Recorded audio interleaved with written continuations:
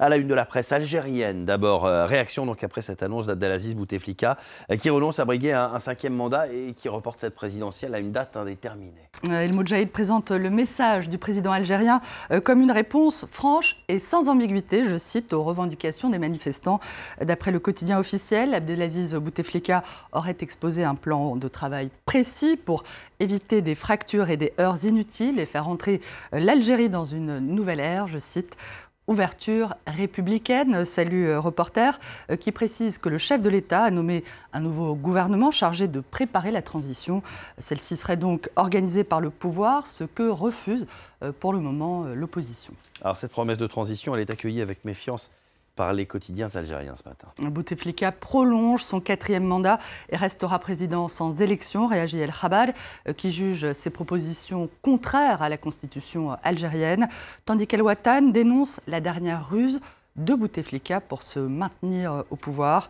Bouteflika prolonge son mandat, regrette aussi Liberté Algérie, qui prévenait déjà hier que la seule vraie rupture serait le déboulonnement du FLN, le parti présidentiel, et pas seulement la chute du régime, que le FLN, s'il survit, pourra reconstituer avec d'autres têtes, je cite.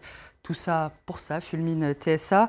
Le site algérien se demande quelle va être à présent la réaction de la classe politique face à ces concessions qui ressemble, je cite, à une supercherie. Voilà pour ce scepticisme aussi des dessinateurs de presse algériens. Dans le dessin de Dilemme, le président renonce à un 5e mandat de 5 ans. À la place, je ferai un 4e mandat de 10 ans, annonce-t-il. Saad Ben Khelif montre, lui, le chef de l'État étirant largement son 4e mandat. Bouteflika reporte ou plutôt remporte la présidentielle, indique la légende. Comment les Algériens vont-ils réagir aux annonces d'Abdelaziz Bouteflika en s'adaptant à la ruse du système, d'après Aynouch, qui a modifié du coup le slogan des manifestants. Ces derniers ne disent plus non au 5e mandat, mais non au prolongement du 4e mandat. Plus optimiste, Loïc détourne le célèbre générique de fin de Warner Bros. Salut du roi Abdelaziz Bouteflika. That's all, folks. C'est tout pour aujourd'hui, les amis. Ce n'est pas encore gagné, mais ça sent la fin, commente le dessinateur sur Twitter. Et quelle réaction ce matin du côté de la presse arabe? Les quotidiens de Tunisie, berceau des printemps arabes, suivent évidemment avec beaucoup d'attention ce qui se passe chez le voisin algérien. À la une d'As-Saba, un dessin montre un père et son fils devant le fauteuil roulant d'Abdelaziz Bouteflika. Qu'est-ce que c'est, demande l'enfant. C'est le premier fauteuil 100% algérien. Toute option, y compris la marche arrière, répond le père. Au Liban, l'Orient le jour annonce que Bouteflika annule la présidentielle et prolonge de facto son mandat en citant un manifestant. C'est pire que si Abdelaziz Bouteflika avait gagné un 5e mandat en fraudant aux élections.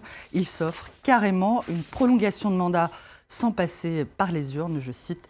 En Arabie Saoudite, le régime ne fait pour le moment aucun commentaire, mais n'en pense pas moins. Bouteflika fléchit face à la tempête et abandonne la course à la présidentielle, regrette Acharq Al-Awsat. Et pour finir, on va jeter un coup d'œil à la presse française. Et maintenant, s'interroge le Parisien qui parle d'une première victoire pour le printemps algérien, qui plonge toutefois l'Algérie dans l'inconnu. La longue marche du pays vers la démocratie ne fait que commencer, prévient le journal. Première victoire, espère aussi Libération, qui annonce que si Abdelaziz Bouteflika tient parole, c'est un autre printemps arabe qui se déroulera dans le plus grand pays du Maghreb. Mais le journal note que le président reste au pouvoir et avec lui le système politico-militaro-clientéliste, qui gouverne l'Algérie depuis l'indépendance. L'Algérie tourne la page Bouteflika, annonce enfin le Figaro, ému par la soif de vie des Algériens, ému de leur espoir d'une transition pacifique. Merci beaucoup, Hélène. Des Algériens qui manifestent maintenant depuis plus de 2 semaines.